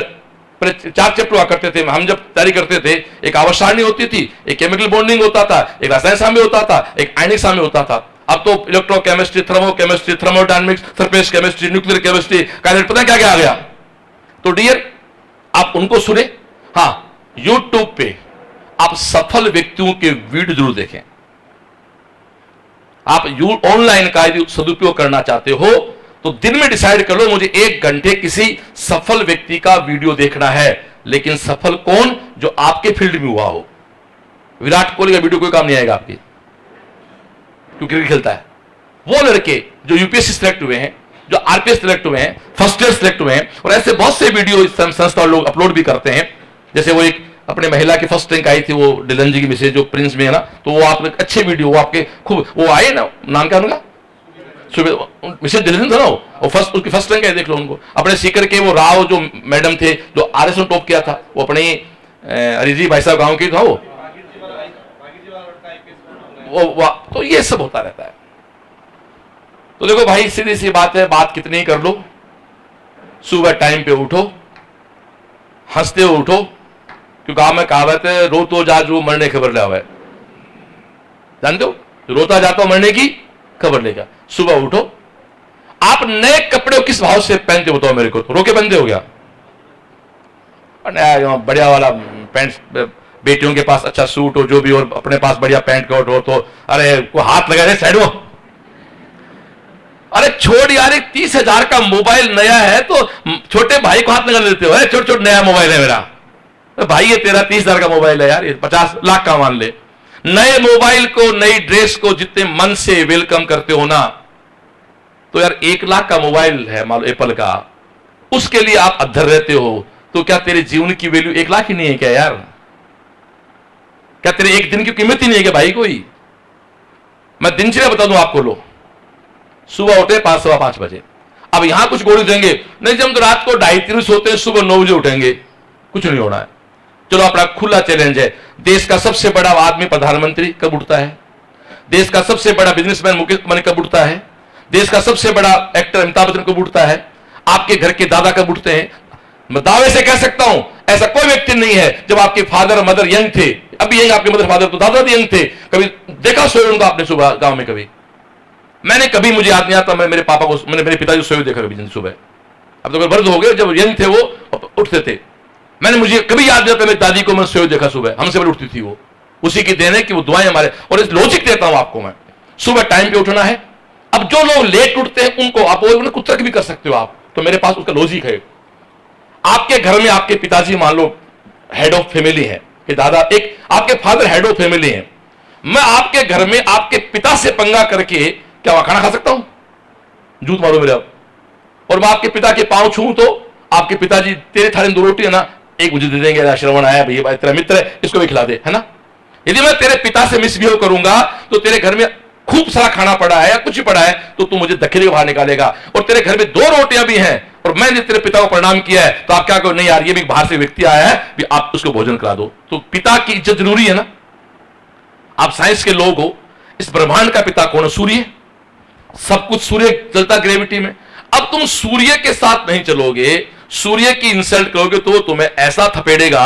एग्जाम्पल देता हूं लोग, और ये मेरा एग्जाम्पल गलत हो खड़े होकर बोल देना, मैं बोलना बंद कर दूंगा। जो लोग लेट उठते हैं उनको एग्जाम्पल दे रहा हूं। आप अपन कई बार सफर करते हैं, दूसरे गांव जाते हैं, बुआ के मौसी के, रास्ते में नींद आ जाती है, कहीं सीकर आते हो बाहर से, मतलब नागौर सीकर आए, आप रात को कहीं सफर कर रहे हो, नींद आ गई, रात को सीकर पहुंचे, सुबह उठते हो, या तो यह घटना आपसे घटी होगी या आपने सुना होगा, सुबह उठते क्या लगता है, यार ये सूरज आज कैसे उत्तर में निकल गया, हाँ या ना?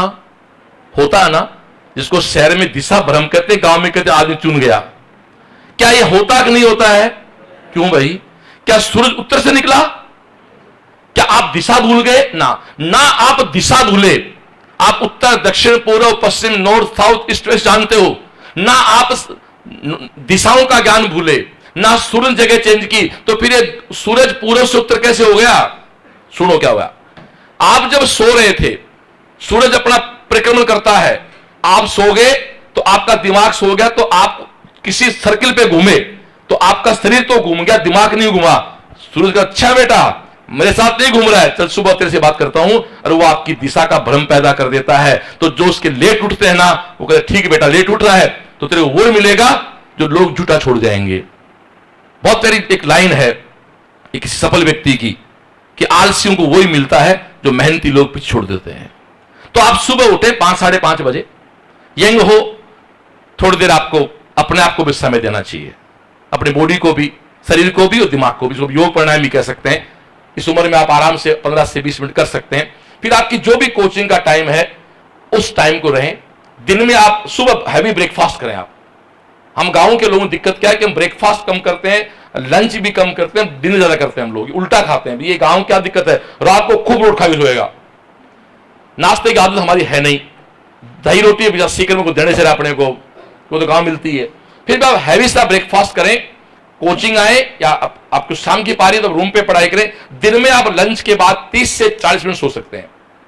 30-40 मिनट आप सोओगे तो आपको एनर्जी देगा, और 40 मिनट के बाद बेटा सोओगे तो आलस देगा। कभी सो के देख लेना चाहिए आप।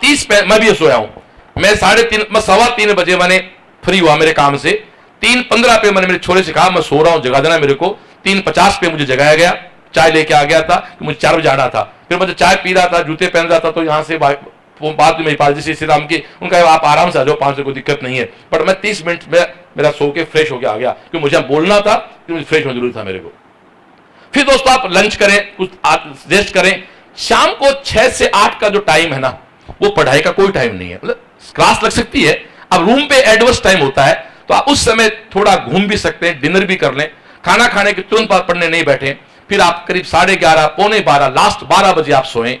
पर सोने कैसे जाएं, ये है मुद्दे की बात। मान लो आपको 12 बजे सोना है, माफी चाहता हूं, आपको लगता है यार हम तो खुद समझदार, क्या ज्ञान दे रहे हो हमें। मैं कहता हूं छोटे बच्चों मास्टर हो, आप बड़े बच्चे हो। 12 बजे आप सोना है, डिसाइड कर लो। एक बात और सुन लेना, लोग कहते हैं कि आदमी बहुत काम कर रहा है, सफलता नहीं मिलती। वो व्यक्ति काम तो करता, उसके काम का टाइम टेबल नहीं है। टाइम टेबल के बिना आप कुछ नहीं कर सकते। 12 बजे सोना, तो रोज सोना 12 बजे, आपकी क्लॉक है बायोलॉजिकल जो सेट हो जाती है। अब 12 बजे आपको सोना, तो 11:50 पे पढ़ाई बंद करें, तरीके से अपने किताबों को सेट करें, बाथरूम जाएं और अपने पांव को धो के आएं। आप साइंस के लोग समझ सकते हैं, मुंह धोएं, पांव को धो के आएं। जैसे तुम पांव को धोओगे, अब ठंड आने वाली है, थोड़ा मुश्किल काम होता है, फिर भी कोशिश करना, पांव को धो के तुरंत अपने बिस्तर पे आके बैठ जाना। एक बार पांव पहुंचना मत, बहुत ठंड तक बात पहुंच लेना। आप पता क्या किया, आपने पांव में डाला पानी, तो बॉडी का टेम्परेचर पांव का कम हो गया। मैं साइंस का व्यक्ति हूं। आपने पूरे दिन काम किया, तो आपके शरीर में एक अनवांटेड हीट पैदा हो गई। आपने वर्क किया, वर्क आप जानते हो एनर्जी में कन्वर्ट हो जाता है। वो अनवांटेड एनर्जी पसीने में बाहर नहीं आई, मलमूत्र में बाहर नहीं आई, तो आपकी बॉडी के अंदर रहेगी हीट। यदि आपने पांव धो लिए, तो वहां का कम हो गया टेम्परेचर, ऊपर जा टेम्परेचर है, आप सब जानते हो, उष्मा हाई टेम्परेचर से लोड हो जाती है। साइंटिफिक बात करता हूं मैं, तो वो सारी उष्मा पांव की थड़ी से बाहर निकल जाएगी। 2 से 2.5 मिनट अपने बिस्तर पे आलती पालती मार के बैठ जाओ, आंख बंद करके सबसे पहले अपने पेरेंट्स को प्रणाम करो कि उनके कारण आप यहां पढ़ रहे हो, नहीं तो आप ही की उम्र के लोगों को कमाना पड़ गया जिनके पेरेंट्स सक्षम नहीं। पर सुनो ना, आप तो बहुत उम्र के, यहां ढाबों पे 12-12 साल के छोरे गिलास धोते हैं, कोई पाप नहीं किया, सक्षम घर में पैदा नहीं हुए, गुनाह नहीं किया। आपसे कम उम्र के बच्चे जब आपकी जूठी प्लेट धोते हैं ढाबों पे, तो आपको ईश्वर को थैंक्स दो कि आपको एक ढंग के पिता के पैदा किया है। और दोस्तों, उसके बाद ईश्वर को प्रणाम करें। मैं दावे से कह सकता हूं, आपको ऐसी नींद आएगी कि सुबह आप फ्रेश उठेंगे, ना बुरे सपने आएंगे, ना अनवांटेड आपको रात को प्रॉब्लम आएंगी, और सुबह फ्रेश मूड से उठें, उसके बाद फिर काम लग जाएं। आप इस प्रक्रिया को करके देख लें। मैं विश्वास दिला सकता हूं, आज के 10 साल बाद आप किसी सिस्टम के मालिक होंगे। आप किसी व्यवस्थाओं के हिस्से नहीं, you are not a part of system, you are head of system बन जाएंगे। बट इसके लिए आपको अपने जीवन के कम से कम 10 साल कंज्यूम करने होंगे, बिना थके, बिना हारे, बिना रुके, बिना टूटे, बिना झुके। दुनिया में कुछ भी किया जा सकता है। तो मैंने ऐसे ऐसे बच्चे मेरे कोचिंग में देखे हैं जो बिल्कुल सामान्य बच्चे थे, सामान्य घरों से थे, आज वो लोग 2000 में पढ़ने वाले, मेरे पास बहुत से बच्चे थे जिनके पास पहनने को स्वेटर नहीं थी, आज वो हॉस्पिटल रन करते हैं, 20 लाख महीना कमाते हैं। अब मेहनत का कमाते हो, खैरात नहीं बांटता कोई, उनको जेब नहीं काटते, अगला पेशेंट आता तो पैसे देते हैं अगले से। तो डियर, ईश्वर आपके सपने पूरे करे, खुश रहें। और एक बात आखिरी सुन लो भाई, कुछ भी हो जाए, मुंह लटकाना कभी भी अपनों के सामने। पिता क्या होता है, एक बाप सब कुछ बर्दाश्त कर लेता है, अपनी औलाद का लटकावा मुंह बर्दाश्त नहीं कर पाएगा। ये लिखा है मेरे से, कि मैं फादर की तरह बोल रहा हूं। वो आपकी हार, बाप पता कब टूटता है, आप तो कोई मेच्योर है, इसलिए पिता, एक दादा पिता के साथ जुड़े रहे। पिता कब टूटता है, परिवार कब टूटता है, आप मैरिड हैं, मेल हैं तो आपकी मिसेज, और फीमेल है तो आपके हस्बैंड, वो कब टूटते हैं? 2 जो टूटते हैं वो जब आप झूठ बोलते हैं उनके साथ। यदि आपके पिता को आपकी गलती पता लगी तीसरे से, वो आदमी टूट जाता है। आप जाके बोल दो पिताजी की गलती होगी। मैं दावे से कह सकता हूं, हर बाप हेल्प करता है। कई बार हमारे घर में कुछ लोग इलीगली कुछ काम कर देते हैं, क्राइम कर देते हैं, उनको सजा हो जाती है। क्या उनके परिवार के लोग लड़ते नहीं उनके लिए कोर्ट में जाके? छोड़ते हैं के साथ कोई उनका? पता हो गलत है यार, फिर क्यों मारा है? साफ साफ पता था कर्ण को दुर्योधन गलत है, साथ कहां छोड़ा यार? वो दोस्त था यार, वो पेरेंट्स हमारे, पता था सामने भगवान खड़ा, दुर्योधन कर्ण को लड़ना मुझे इससे है, ये मेरा दोस्त गलत है बट ये मेरा दोस्त है। वो कहते हैं जिंदगी में 2 लोग ऐसे होने चाहिए, एक वो जिसको पता है कि मेरी हार निश्चित है फिर भी साथ दे, उसको कर्ण कहते हैं। एक वो जो 1 मिनट में लड़ाई को खत्म कर सकता है फिर भी आपको लड़वाने के आपका साथ सारथी बनता है, वो कृष्ण है। एक कृष्ण और एक कर्ण जैसे दोस्त किसी के पास हो, वो कभी मात दिखा सकते जिंदगी में दोस्तों। इसलिए पॉजिटिव रहें, अपने परिवार के साथ रहें। और मैं इस 52 साल की उम्र मेरे भगवान की दया से ठीक ठाक से स्टेटस पे खड़ा बताता हूं, जिंदगी में सबसे ज्यादा जरूरत आदमी को परिवार की है। परिवार की बॉन्डिंग से ऊपर कुछ नहीं। आज ये भाई भाई आप घुमा के देख लें सीकर में, इस सीकर में जो भी लोग बिजनेस कर रहे हैं, जो भी संस्थाएं चल रही हैं, वहां कई 2 भाई लगे हुए हैं, कई 2 पार्टनर लगे हुए हैं, कई पिता पुत्र लगे हुए हैं। सफल वही संस्थाएं हैं जहां घर के 3-4 लोग लगे हुए हैं। आप चाहे कल सर्वे करना चीजों का, आपका भाई है, आप बहन भाई हैं। वो कहते हैं ना कि राम इसलिए जीता लक्ष्मण साथ था, कृष्ण इसलिए जीता कि बलराम साथ था, रावण इसलिए हारा कि विभीषण साथ नहीं था। अपनों का साथ मत छोड़ो भाई, वो सफलता कोई काम की नहीं है। तो डियर, मस्त रहो, परिवार के साथ रहो, किताबों से बाहर कुछ आता नहीं है, किताबों को पढ़ो, कुछ जिंदगी में सफलता के टिप्स पढ़ो और इंसान बनने का प्रयास हमेशा रहे। आप अफसर बने, ये हमारी शुभकामनाएं हैं, पर आप इंसान बना रहें, यह आपको चैलेंज है, यह आपको मेरा आशीर्वाद है। आप इंसान बने रहें, क्योंकि आप ऑफिसर बन गए, आप इंसान नहीं है। तो अमेरिका में पता है आदमी क्या बोलते हैं? सोशल एनिमल बोलते हैं ना, सोशल एनिमल। पता है यूएसए में, अब बहन भाई नहीं होता, डियर फ्रेंड्स, वो सोशल एनिमल है। अब हटाओ सोशल, क्या बचा?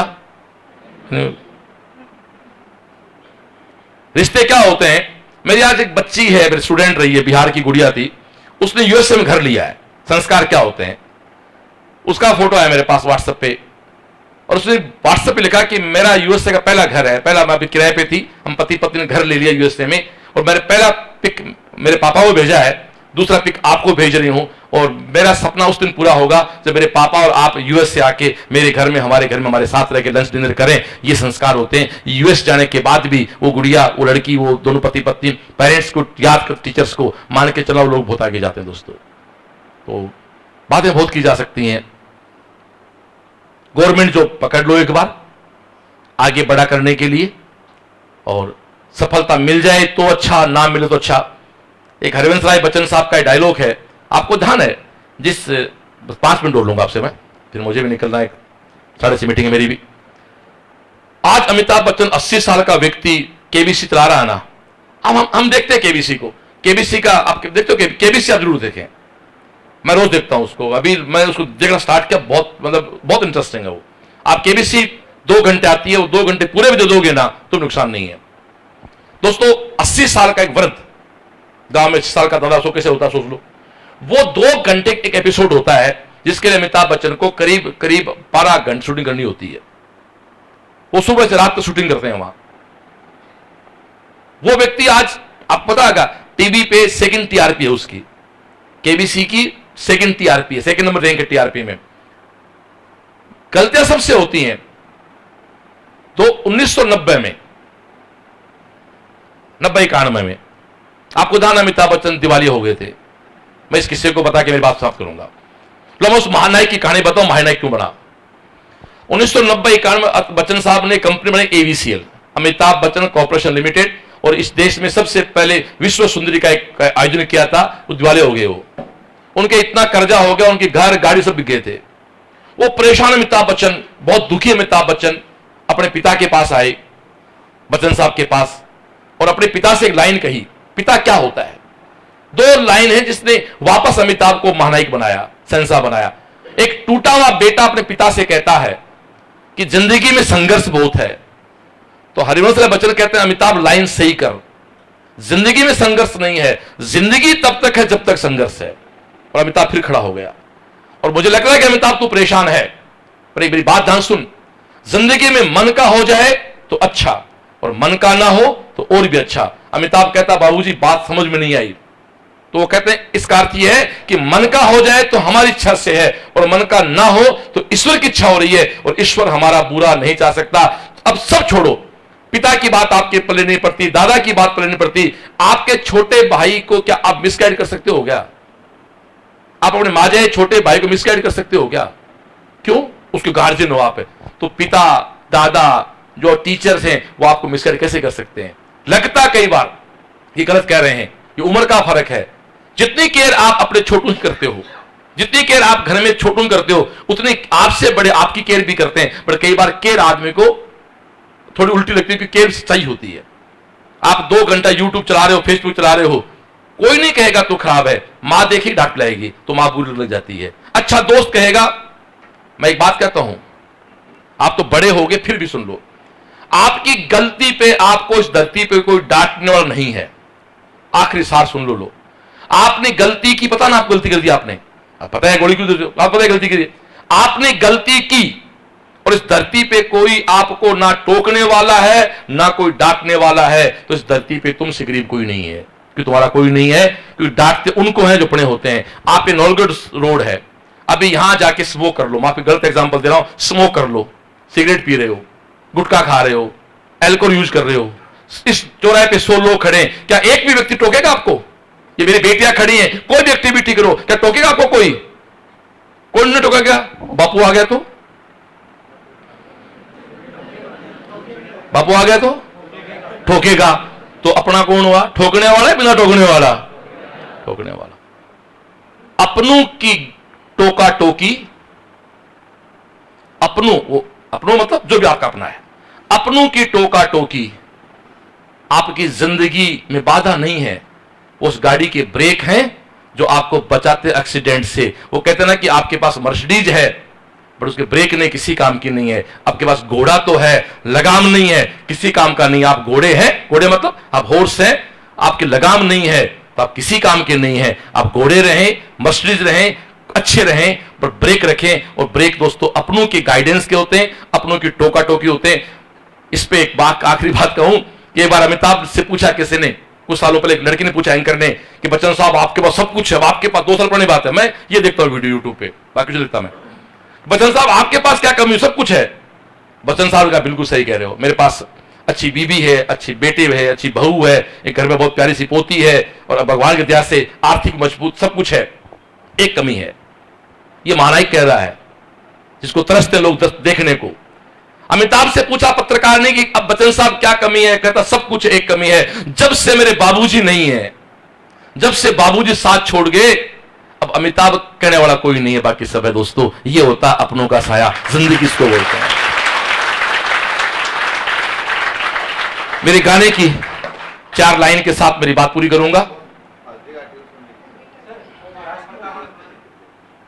हल्दी घाटी पड़ी, यूट्यूब पड़ी है वो तो, हल्दी घाटी। आप कब तक फ्री हो? श्रीराम वहां सानू फोन करते हम तो लेट होते हैं। हल्दी घाटी अपना जोड़ो फिर। मेरी हल्दी घाटी यूट्यूब की जो कविता उस पर 6 लाख 9 लाख व्यू है उसके ऊपर। मतलब आप हरे घास रोटी डालो तो मेरी वीडियो आएगी। प्रकाश मालिक के बाद वो सिंगर है, तो वो मेरी पहचान है। कई बार मुझे लोग मिलते थे, आप तो हल्दी घाटी वाले होना, हरे घास रोटी वाले होना। हरे घास की रोटी जोड़ दो इससे। महाराणा प्रताप मूड में हो, 10 मिनट करते हैं तो। महाराणा प्रताप अकबर की, महाराणा प्रताप क्या करना था? अकबर तेरी गुलामी स्वीकार है, राजपाट तैयार थे। गुलामी स्वीकार नहीं है, जंगल में जाओ। कहना बहुत आसान है भाई जी, मखमल के बिस्तर छोड़ के जंगल में जाना। मलाई खाने वाला आदमी घास खाए, सोने की थाली में खाने वाला, बर्तन नहीं मिले, खुद भी बल्कि देखो बरंदे का किया, ठीक गुलामी सही आपने तो। लेकिन वो टूटा नहीं, राजपाट छोड़ के जंगल चला गया, टूटा नहीं। लेकिन जब अपनी खुद की औलाद रोई तो टूटा। ये पिता होता है। पिता टूटा, राजा नहीं टूटा। राणा प्रताप राजा नहीं टूटा था, पर पिता टूट गया था। फिर से कहता हूं मैं, इसलिए अपने मत रो पेरेंट्स के सामने, पिता टूट जाता है। जब महाराणा प्रताप टूट गया तो हम क्या है यार, सीधी सी बात, हमारे पेरेंट्स उतने मजबूत तो शायद नहीं है, वो तो एक बहुत बड़े। आज दोस्तों 600 साल हो गए, सब राजाओं को भूल गए। महाराणा प्रताप भी तो याद है, भरतपुर के सूरजमल याद है, महाराणा तेजाजी 11 साल हो गए, वो एक वचन पे जान दे दी, आज भी याद हो। 11 साल से जिंदा हो, 11 साल बहुत होते हैं। तो ठीक है दोस्तों, एक जंगल में जब पिता महाराणा प्रताप जंगल में थे, अपने बेटे के लिए रोटी बनाई घास फूस की। वो रोटी जब बनका बिलाव लेके चला गया तो बेटा रोया। तो जो राणा ने, आज तो आपको पता, दिन ही बहुत अच्छा पता है। ये कविता जिनकी लिखी हुई है सेठिया जी की, उनकी जयंती भी आज। एक बार ताली बजाएं सेठिया जी के लिए। मैंने आज इसको पोस्ट भी किया था, ध्यान है मेरा।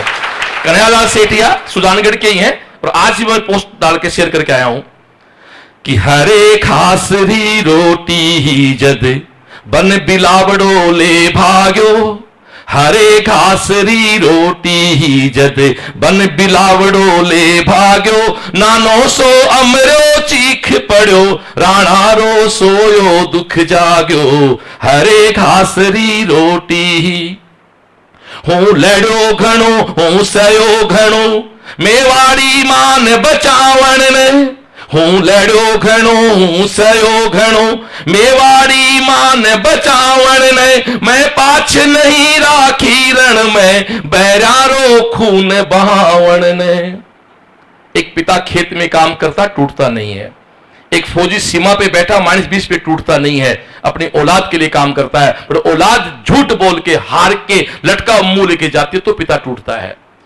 हमारे पिता राणा तो नहीं, बट वो राणा से कम नहीं। वो खेत में काम कर रहे हैं, कोई दुकान पे काम कर रहा है, कोई गवर्नमेंट जॉब में, कोई पुलिस में, कोई फौज में, कोई जितना बड़ा बिजनेस है उतनी ज्यादा जिम्मेदारी है।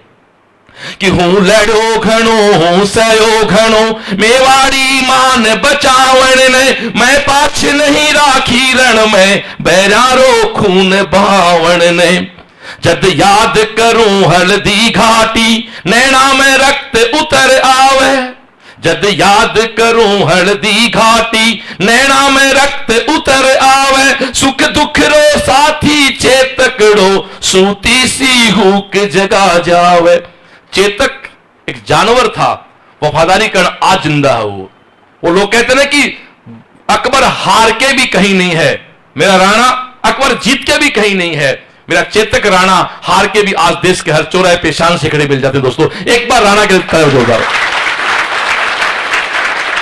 हूं लड़ो घणो हूं सयो घणो, मेवाड़ी मान बचावण ने। मैं पाछ नहीं राखी रण में, बैरारो खून बहावण ने। जद याद करूं हल्दी घाटी, नैना में रक्त उतर आवे। सुख दुख रो साथी चेतकड़ो, सूती सी हुक जगा जावे। जद आज बिलख तो देखो हूं, जद राज कंवर ने रोटी ने। यहां टूटता पिता। जद आज बिलख तो देखूं हूं, जद राज कंवर ने रोटी ने। बोलो छत्र धर्म ने, भूलो हिंदवाणी चोटी ने। सब भूल जाता है। मेरे पूरे भाषण का सार है, तो मेरे पूरे स्पीच का सार है कि लटका मुंह लेके पिता के पास बच जाना। दोस्तों पिता बहुत टूटता है। जद आज बिलख तो देखूं हूं, जद राज कंवर ने रोटी ने। भूलो हूं छत्र धर्म ने, भूलो हिंदवाणी चोटी ने। आ सोच हुई दो टूक तड़क, राणारी भीम बजर छाती। आ सोच हुई दो टूक तड़क, राणारी भीम बजर साती। आंखा में आंसू भर बोलो, हूं लिखस्यो अकबर ने पाती। बात कहूं दोस्तों, जो बेटियां बैठी हैं कहीं यहां, आपके बहुत सौ के पिता शायद गांव में मोहल्ले से लड़के आपको पढ़ने भेज रहे हैं, और आप जब असफल हो जाते हैं, कई बार भोली बेटियां कुछ ऐसी एक्टिविटी कर देते हैं, वो लोग बहुत ताने मारते हैं उन पे। उनकी कोई गलती नहीं होती है, उन्होंने केवल विश्वास किया आप पे। आप प्लीज उनके विश्वास को गांव में बेइज्जती में चेंज मत करो बेटे बेटियों। कोई गुनाह नहीं किया उस व्यक्ति ने। एक बाप ट्रस्ट करके हमें भेजता है, चाहे बेटा हो चाहे बेटी, और बेटियां ज्यादा उसके लिए इंपॉर्टेंस रखती हैं। लोग कहते हैं साहब बेटे बेटी में क्या फर्क है, बेटियों को पाबंदियां क्यों होती हैं? आप तो समझदार हो, आप तो वो हो जो छोटे बच्चों को गाइड करते हो। एक पिता से एक बेटी ने पूछा, मेरी ज्यादा पाबंदी की भैया पे तो नहीं है? तो पिता अपनी बेटी को बाहर ले गए, कोई काम चल रहा कंस्ट्रक्शन का, लोहा बाहर पड़ा था। बेटा ये क्या है? लोहा है, बाहर पड़ा है, बिल्कुल ठीक है। फिर अंदर गए, तेरी मम्मी के आभूषण कहां है? वो तो पापा अलमारी के अंदर है। तो बेटा अलमारी में क्यों? कीमती है, इतना ही फर्क है। लोहा कहीं रहो जंग नहीं आता, आप कीमती हो, इसलिए आपकी हिफाजत करना हमारी ड्यूटी बन जाती है। कुछ भी करना, अपनों का विश्वास मत तोड़ना कभी। ये सफलता, ये सफलता, ये पैसा कुछ नहीं है। जिंदगी में तुम सपने पाल रहे हो, मन से काम कर गए तो जितने तुम्हारे सपने एक साथ इतना कमा लोगे सब पूरे हो जाएंगे। माफी चाहता हूं।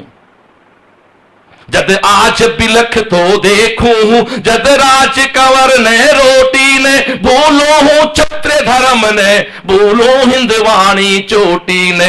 आ सोच हुई दो टूक तड़क, राणारी भीम बजर छाती। आंखा में आंसू भर बोलो, हूं लिखस्यो अकबर ने पाती। जब राणा रा संदेश गया, तो पत्र गया राणा का अकबर के पास। जब राणा रा संदेश गया, अकबर रो सपनों सो साचो। कि एक ही राजा था जो गुलामी स्वीकार नहीं की। पीथल जी बीकानेर के राजा थे, अकबर के दरबार में वो मूछ रखते थे। अकबर कहता भाई ठाकरा अब मूछ के बात की, मुड़ा हुआ ने, और नहीं नहीं, जब तक हमारा वो शेर राणा तेरी गुलामी स्वीकार नहीं करेगा, ये एक राजपूत की मूछ नीचे नहीं होगी। तो जैसे ही पत्र गया राणा का अकबर के पास, उनका सपना साचा हुआ। जब राणा रा संदेश गया, अकबर रो सपनों सो साचो, पर नैन करया विश्वास नहीं, जद बाँच बाँच ने फिर बाँचो। पत्र तो राणा का था, अकबर पढ़ रहा है, पर अकबर को यकीन नहीं हुआ। कैसे? वैसे ही जैसे मेरे सुभाष चंद्र बोस को गोली मारी गई किसी बगीचे में, पेड़ के नीचे फिरंगियों के द्वारा, गोली लगने के बाद भी जब वो डेथ हो गई थी, फिर भी लोग कहते हैं भगत सिंह को नहीं, भगत सुभाष चंद्र बोस को, सॉरी आजाद साहब को, जब आजाद साहब को गोली लगी उस पेड़ के नीचे, गोली लगने के बाद भी उन दूसरे कुत्तों की हिम्मत नहीं हुई कि जाके शेर को चेक कर ले। शेर मरने के बाद भी शेर होता है, वो चाहे मेरा शेखर हो चाहे राणा हो मेरा, वास्तव है। मतलब मुझे समझ में नहीं आता यार, आपने उस श्रवण को जगा दिया जो अपनी कोचिंग बोलता है क्या 4 किताब पढ़ के तुम सपने नहीं पा सकते? मैं एक 3rd ग्रेड के मास्टर का छोरा है, पूरा शहर खड़ा कर सकता हूं, क्या तुम एक नौकरी नहीं पा सकते पढ़ के? क्या बकवास कर रहे बिना मतलब की? जरूरत कहां तुम्हें किसी गाइडेंस की, जरूरत कहां तुम्हें किसी दूसरी चीज की? रगों में दौड़ने फिरने का कायल नहीं, मैं आंख से ना टपका लहू किस काम का है? जाके मुठ्ठियां बंद करके अपने गांव का नाम कर दो। आज आप मेरा गांव रोसावा है, जब मेरे गांव में कोई आदमी जाता है, मेरे गांव वाले कहते हैं कौन से गांव के? मेरे रोसावा का जनाब श्रवण चौधरी है। इससे बड़ा अचीवमेंट जिंदगी क्या हो सकता है यार? शेर शेर रहता है, अपने आप को शेर साबित करें। जब राणा रा संदेश गया, अकबर रो सपनों सो साचो, पर नैन करया विश्वास नहीं, जद बाँच बाँच ने फिर बाँचो। बस दूत इशारा पा भाग्या, पीथल ने तुरंत बुलावण ने। दूत तो इंतजार करे कब चाहे पीथल की बेइज्जती करें। जब दूत इशारा पा भाग्या, पीथल ने तुरंत बुलावण ने। किरणारो पीथल आपू गयो, अकबर रो भरम मिटावण ने। दूत गए बुलाए पीथल जी को उनकी बेइज्जती करने के लिए। ये जो अकबर ने पीथल से कहा, मेरे लाड वाले भाषा में बोलूं, छोरे छोरियों कुछ गलत करोगे ना तो आपके एक पिता को भी यही सुनना पड़ेगा गांव में। अकबर ने क्या कहा, इससे बड़ी बेइज्जती क्या होती है? मैं बांध लियो है पीथल सुन, मैं बांध लियो है पीथल सुन, पिंजड़ा में जंगली शेर पकड़। कि तू कहता ना मेरा शेर है, बोले वो तेरा शेर मेरे पास आज। वो लोग कहेंगे पिता से, मैं पहले ब्याह कराना काम लगाओ, खेत में कसी नौकरी तैयारी कराओ, क्यों टाइम खराब करो, क्यों ब्याज पे पैसा लाने लग, क्यों बुढ़ापो खराब करें तेरो? ये पिता को सुनना पड़ता है, नहीं पढ़ोगे तो। मैं बांध लियो है पीथल सुन, पिंजड़ा में जंगली शेर पकड़, ओ देख हाथ रो कागज है, अब देखा फिर सीखियां अकड़। देख पीथल, ये तेरे उस शेर का कागज है, ये मेरे पिंजरे में है। अब बता तेरी हूं आज बादशाह धरती रो, शायद इससे बड़ा ठाका नहीं है, इससे बड़ी गंदी हंसी नहीं है पीथल के लिए उस राणा अकबर की। हूं आज बादशाह धरती रो, मेवाड़ी पाग पघा में है। हूं आज, यदि ये लाइनें जिंदगी में आपको दोस्तों जीने को प्रेरित नहीं करती हैं, तो मेरे हिसाब से केवल आप 140 करोड़ का हिस्सा हुए, केवल एक, बिल्कुल आप 140 करोड़ हिस्सा हुए। मैं भी 1/140 हिंदुस्तान हूं, पर मैं भी एक्टिव हूं। हर शरीर की हर कोशिका एक्टिव होती है, स्वस्थ रहता है। जो कोशिका मर जाती है वहां कैंसर हो जाता है। मैं 1/140 करोड़ हिंदुस्तान हूं, मैं एक्टिव हूं, स्वस्थ हूं, मेरा देश स्वस्थ है, आपका परिवार स्वस्थ है, आपका समाज स्वस्थ है। हूं आज बादशाह धरती रो, मेवाड़ी पाग पघा में है, अब और बता अब और कट है, रजपूती खून रगा में है। बता कौन से राजपूत के रगों में खून है? तो इससे बड़ी बेइज्जती क्या हो सकती है यार? दोस्तों ये पत्थर जब पीथल जी देखते हैं, पीथल ने कहा नहीं ऐसा नहीं हो सकता, ये बात झूठी है। फिर पीथल ने एक पत्र लिखा राणा को, भगवान राम 14 साल जंगल रहे तो राम से श्री राम बने, और मैं कहता हूं पीथल ना होते तो राणा महाराणा नहीं बनती। केवल वो 4 लाइन है पीथल जी की जो लिखी हमारे सेठिया जी ने, जिन राणा को महाराणा बनाया। पीथल जी ना होते क्या होती है गाइडेंस, क्या होती है कोचिंग, क्या होता मोटिवेशन? जो पिथल ने किया वो काम मैं कर रहा हूं, वो काम आपके शिक्षक कर रहे हैं, वो काम आपका वो अपना कर रहा है जो पॉजिटिव है। पिथल ने लिखा राणा को कि मैं आज सुनी है सिंहड़ लो, मैं आज सुनी है सिंहड़ लो, गादड़ सा गए सोवे लो, मैं आज सुनी है सूरजड़ो, बादल री ओट्या खोवे लो। वो कहते हैं हुक्म हमने सुना है, मैं आज सुनी है सिंहड़ लो, गादड़ सा गए सोवे लो। हमने सुना है कि एक शेर सोए गिदड़ के साथ। आपको पता है दयानंद सरस्वती का मर्डर कैसे? पता किसी को दयानंद सरस्वती का मर्डर कैसे हुआ? मैं बताता हूं। दयानंद सरस्वती जो आर्य समाज संस्थापक है, इस देश की महिला वो किसी धर्म की हो, भारत की किसी भी महिला को यदि सबसे पहले किसी की पूजा करने सरस्वती दयानंद करनी चाहिए, क्योंकि महिलाओं को वेद पढ़ने का सबसे बड़ा अधिकार दयानंद सरस्वती दिलाया था। उन्होंने कहा नहीं, महिला और पुरुष में कोई फर्क नहीं है। दयानंद सरस्वती जोधपुर राज्य में गए थे, वह राजा बैठे थे, सामने वो जो नर्तकियां नाच डांस कर रही थी, जो आप जानते हो समझदार बच्चे हो, तो उसने कहा रहे यार एक शेर क्या कुत्तियों के साथ खड़ा है, एक कुत्तियों के साथ शेर का शोभा देता। तो वो जो नर्तंगिनी थी जिसको प्रवेशा कहते हैं, वो उस बात को फील कर गई थी, उसने उस महाराज को पटाया और उसके दूध के अंदर शीशा कांच पारा पिला के पिलाया था। उनकी डेथ अजमेर में हुई थी, वो उसको सो पॉइजन बोलते हैं, वो धीरे धीरे खत्म हुए थे बाद में। ये बात पितल ने कही, मैं आज सुनी है सिंहड़ लो, गादड़ सा गए सोवे लो, मैं आज सुनी है सूरजड़ो, बादल री ओट्या खोवे लो। जैसे पत्र पहुंचा, फिर वही बात है, शेर शेर होता है, कांटा लगने के बाद भी शेर शेर रहता है। जैसे पत्र राणा के पास गया, मेरी बातें आपको पिथल की तरह काम करती हूं, मैं आपको राणा मान के आपको कह रहा हूं, फिर आपके अंदर एक जोश एक जज्बा होना चाहिए। जैसे पत्र पढ़ा, राणा ने जो वापस जवाब दिया, नहीं जनी रे गादड़ी कोख असी, नहीं जनी रे गादड़ी कोख असी, जो सिहरी थापी झेल ली, नहीं जनी रे गादड़ी कोख असी, जो सिहरी थापी झेल ली, नहीं बनो रे बादली रो टुकड़ो, सूरज ने ओट्या ले ली। उसने कहा ऐसे किसी गिद्दड़ ने बच्चा पैदा नहीं किया है जो शेर का थप्पड़ झेल जाए, ऐसा कोई टुकड़ा बादल का नहीं है जो सूरज को ढक ले। दोस्तों, आपके पेरेंट्स ने, आपके माता ने, आपके पिता ने, भाई ने, दादा ने यकीन करके भेजा है, तो अपने कहते हैं मां के दूध को मत ले जाना, उनको साबित करना कि आपने शेर पैदा कर, गादरे पैदा नहीं कर रखे हैं। आज के साल, 1.5-2 साल जब भी आपके एग्जाम हो, आप सफल होकर अपने परिवार का, गांव का नाम करें, तब दोस्तों राणा से महाराणा बनते हैं। नहीं तो जिंदगी भर किसी और की कहानियां सुनकर तो मर जाएंगे हम लोग। हम चाहते हैं कि आने वाले समय में लोग हमारे एग्जाम्पल दें, पॉजिटिव एग्जाम्पल दें, अगली पीढ़ी के लिए हम प्रेरणा बने। वो कहते हैं किसी घर में कोई व्यक्ति सफल हो जाता है तो उसके परिवार के अगले बच्चों को दूसरे के एग्जाम्पल की आवश्यकता नहीं पड़ती है। नहीं जनी रे गादड़ी कोख असी, जो सिहरी था पीछे ले ली, नहीं बनो रे बादली रो टुकड़ो, सूरज ने ओट्या ले लो। अब चुराना आगे कहता है, धिक्कार मैंने मैं कायर हूं। तो बात ये वो आंख के आंसू जो बंद कमरे में आते हैं, ये वो आंसू जहां से बात शुरू हुई वही खत्म करता हूं बात को। मैंने कहा था बंद कमरे में एक बार आंसू आ गए, राणा के पत्र से आंसू आए, राणा से महाराणा बन गए थे।